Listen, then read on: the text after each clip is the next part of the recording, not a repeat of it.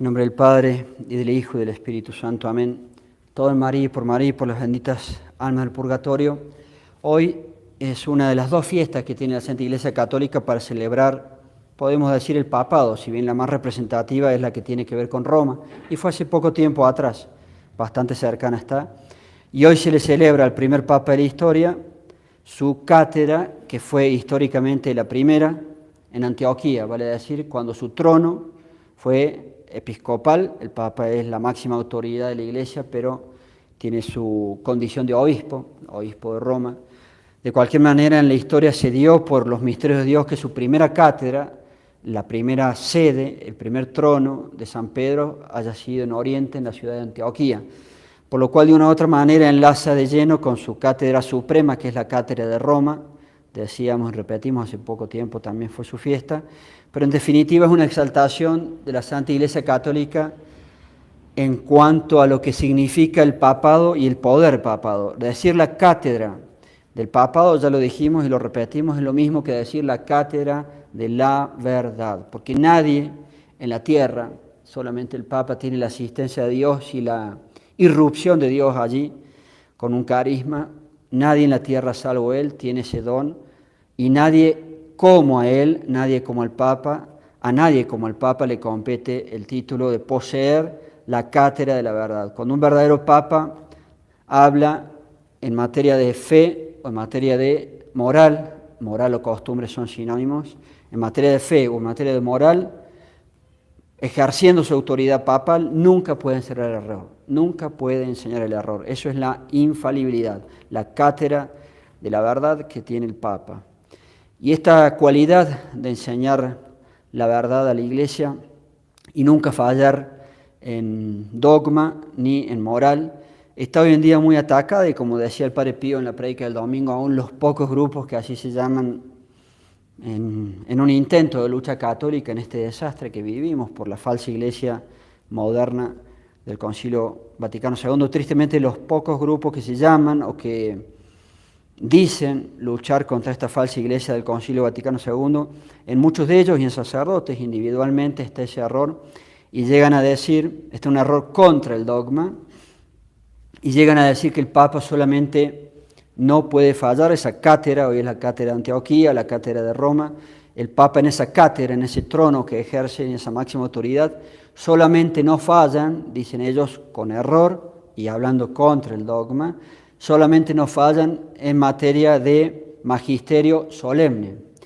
Más, como también enseñó bien el Padre Pío, el magisterio solemne rara vez se ejerce por los papas. De hecho, ya lo comentamos nosotros meses atrás.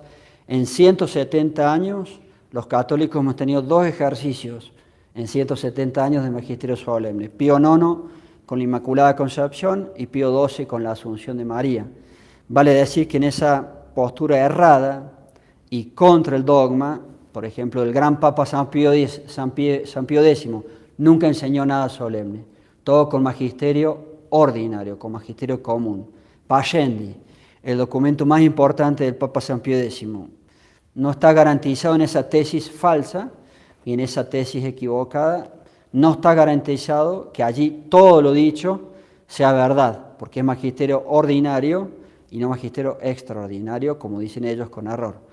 Vale decir, yo puedo decir, no sé si lo que me enseña San Pío X en Pascendi, no sé si todo estará bien en cuanto al dogma y en cuanto a la moral. Pues bien, la respuesta católica y categórica es todo lo que enseña San Pío X en Pascendi y en cualquier documento. Él no tiene nada solemne, todo es magisterio ordinario. Todo lo que enseña San Pío X en dogma y en moral es absolutamente infalible, en todas sus encíclicas y en todo su magisterio ordinario. Ese es gran punto de error, grave, porque ellos actúan contra el dogma, diciendo estos errores que he manifestado recién. Pío XI no ejerció ni una sola vez el magisterio extraordinario. Divini Redemptoris, condenando el comunismo. Quas primas, Cristo Rey, la misa, el ecumenismo, siendo condenado por él. Es un orden que tiene que ver con la moral y tiene que ver con el dogma, porque las falsas religiones amparadas, como hace la falsa iglesia moderna. No sé si el Mortale Unánimos, que es magisterio ordinario de Pío XI, todo lo que me dice, no sé si todo va a ser verdad. Sí, Señor, todo está absolutamente amparado por la verdad, tanto en lo que refiere al dogma como en lo que refiere a la verdad. Todo, Papa. Si León XIII, muchísimas encíclicas, sabiduría pura, el Papa León XIII, nada fue solemne. Yo puedo entonces dudar, no sé si todo lo que me enseña León XIII, el Papa León XIII en dogma y en moral, no sé si todo lo que él me dice es así.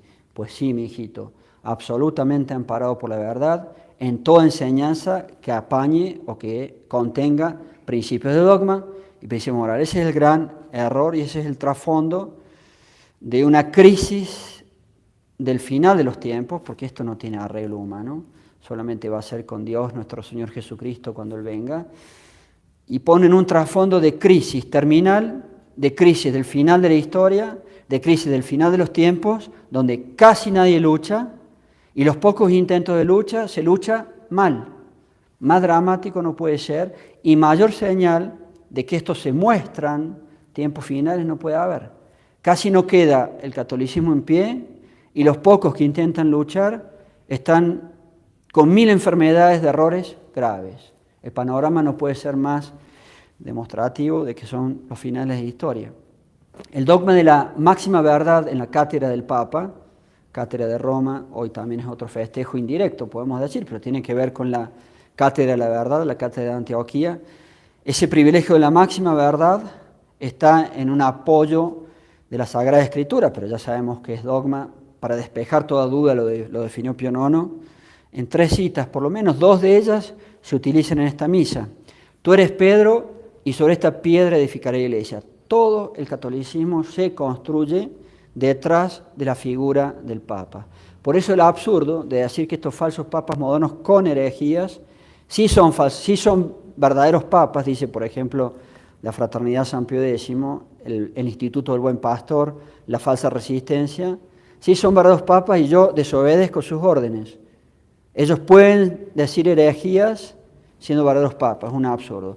La piedra sobre la que se construye todo el catolicismo es la figura y el poder del Papa. Tú eres piedra y sobre esta piedra, el Papa y el papado, yo edificaré mi iglesia, dice Dios. Una primera cita detrás de ese don de la verdad absoluta en dogma y en moral, en magisterio ordinario y en magisterio extraordinario. Una segunda cita también para la misa de hoy.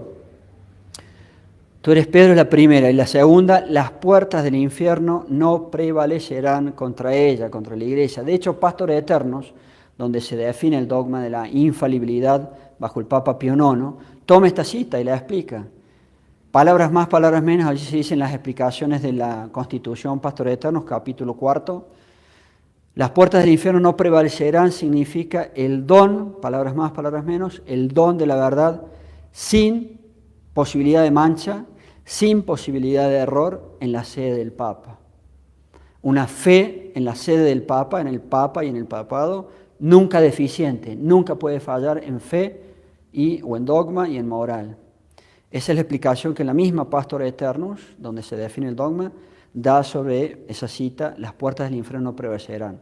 Lo cual es magnífico porque es una interpretación absolutamente oficial y absolutamente auténtica de esa cita de la Sagrada Escritura, que más de una vez se utiliza también mal. Y por último, Pedro, yo he rezado por ti para que tu fe no desfallezca. Y si Dios hace una acción para que la fe del Papa y en su figura, San Pedro, y sus sucesores no desfallezca, significa que nunca puede fallar en la fe. No, el magisterio ordinario sí puede fallar en dogma y en moral. No, en magisterio ordinario las encíclicas, las constituciones, las bulas, no puede fallar en lo más mínimo, ni en dogma, ni en moral o costumbres. Otro punto a recalcar muy brevemente, no me quiero extender, la prédica del Padre Pío fue realmente excelente y clarísima, pero valen estas palabras para reafirmar lo enseñado o para insistir. Los papas que falsamente han sido acusados, 260 aproximadamente han sido los papas católicos desde Cristo, Dios nuestro Señor. Ningún papa ha enseñado nada equivocado, jamás, de los jamases, así dice Pastor Eterno, y es la realidad, ni hacia el dogma, ni hacia la moral. Los pocos que han sido acusados han sido acusados falsamente. Y ya un primer dato revelador es que en una serie de unos 260 papas verdaderos que hemos tenido, los modernos son antipapas y son falsos papas, pero unos 260 papas verdaderos solamente se ha intentado por los enemigos de la Iglesia, por los herejes principalmente, acusar a 3 o 4, lo cual también es muy sugestivo, porque de 260, que los enemigos del catolicismo, los herejes hayan podido acusar a solamente 4, y falsamente, también indica algo. Los más comunes que se traen a colación, tal vez San Liberio, que además era santo, falsamente acusado, el Papa Pío IX lo defiende, de hecho también lo dijo el Padre Pío. El Papa Honorio, los grandes estudiosos del catolicismo, que gracias a Dios Él nos regala ese tipo de eruditos, han podido ver que las acusaciones sobre el Papa Honorio, que hasta algún santo le han hecho ver, no sé si Honorio, antes del dogma, por supuesto, esas discusiones ya no pueden caber después del dogma, han podido hablar esos eruditos católicos que son actas falsificadas. Y Honorio nunca enseñó nada ni contra el dogma ni contra la moral. Y el tercer tal vez caso más traído a colación es Juan 22, y ahí ya es ridículo. De hecho, un sacerdote que lo ha traído a colación muchas veces, creo que ya ni lo trae a colación porque según me dijo un feligrés, él mismo le demostró hasta el cansancio que es una acusación falsa, y creo entender de ese feligrés que este padre al cual hago alusión ya no lo trae más como ejemplo, es el caso de Juan 22.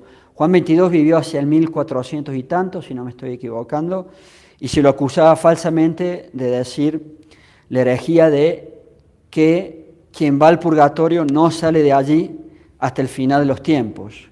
Y eso es falso. Quien va al purgatorio está salvado y sale, y de hecho muchísimas almas ya han salido del purgatorio una vez que termina de pagar para la visión beatífica de la Santísima Trinidad. Ahí tienen tal vez los 3 casos, me animo a decir, más traídos a colación, todos falsos. Ningún papa católico en ninguna época ha enseñado jamás nada, ni en su magisterio común ordinario, ni en su magisterio extraordinario, nada, ni contra el dogma, ni contra la moral. Y por último, reafirmar lo dicho por el Padre Pío en cuanto a San Roberto Belarmino, porque es tal vez el más grande sabio que no. San Roberto Belarmino es una especie de Santo Tomás de Aquino que Dios nos quiso regalar para estos corrompidos y decadentes tiempos de la modernidad. Cuando se quiebra la Edad Media, que fue la época más católica de la historia, no creer a los enemigos del oscurantismo de la Edad Media. Oscurantismo crearon después los hijos de las tinieblas, después de la caída de la cristiandad europea y de la cristiandad en América. Y en esa época de modernidad, la más triste hasta el día de hoy, puras apostasías en línea descendiente, y ya estamos en los tiempos finales. Y en esa época de la modernidad, Dios ha querido darnos una misericordia con alguien que lo podemos llamar el Santo Tomás de Aquino de los tiempos modernos, de la edad moderna, es San Roberto Belarmino. Y San Roberto Belarmino, más de una vez jesuita, doctor de la Iglesia, sabio a más no poder, humilde además, si no hubiera sido santo, San Roberto Belarmino más de una vez es traído a colación falsamente, queriendo argumentar que él prevé la posibilidad de que un verdadero papa caiga en herejía. Eso es falso. Eso es falso. El análisis que él hace es solamente como persona privada, o persona particularis. En el oficio público de papa, él defiende absolutamente la verdad del dogma, que en cuanto papa, ex cátedra significa desde su trono, desde su cátedra, desde su sede. Cuando él ejerce su oficio de papa no puede hablar nunca nada, ni contra el dogma, ni contra la moral. Y el análisis que él hace de una posibilidad de herejía es cuanto mucho como persona particular y analizando en abstracto porque él dice que su postura personal, al igual que Pigius en latín, creo que mal pronunciado Pigi, dicen algunos, no, es Pigius en latín, un grandísimo teólogo, él dice seguir, el gran San Roberto Belarmino, dice seguir los postulados de Pigius, que fue un gran teólogo de la época también, donde ellos consideran con San Roberto Belarmino que ni siquiera como persona particular él puede enseñar algo contra el dogma, contra la moral. ¿Cuál es el supuesto de persona particular y no como máxima autoridad? Cuando él tal vez está charlando informalmente con un amigo, ahí no está propiamente en el ejercicio de su cargo público. Pues bien, como persona particular o doctor privado, pero doctor privado es una expresión un poco imperfecta, como persona particular tampoco puede enseñar nada, ni contra el dogma, ni contra la moral. Es la opinión del grandísimo San Roberto Bellarmino y de Pigius, o no sé si mal dicho, Pigi, si hoy también. Y creo que es la postura correcta. De hecho, un obispo, y termino con esto, una vez me dijo, una vez que alguien es elegido verdadero papa, ya nunca puede obrar como doctor privado. Desde que es elegido papa, siempre que hable de dogma, siempre que hable de moral, él ejerce un cargo público, porque es la máxima autoridad de la tierra. Entonces, aún hablando con un amigo en privado, desde que alguien es elegido verdaderamente papa, ya no puede ejercer oficio de doctor privado. Será doctor privado en química, será doctor privado en aritmética, será doctor privado en geometría, pero en dogma y en moral, desde que está elegido papa, ya no puede ejercer como doctor privado. Siempre su enseñanza es como máxima autoridad, aún charlando con un amigo. Me pareció un argumento por demás interesante y bueno, más yo agrego otro, no recuerdo en este momento haberlo leído por allí, no sé si es de propia factura, pero tiene que ver el fundamento, el segundo argumento que damos, y termino, es que en eso que parece, que el dogma no lo aclara, pero que parece que también en el supuesto, supongamos que se puede dar de ut persona particulares, ni siquiera allí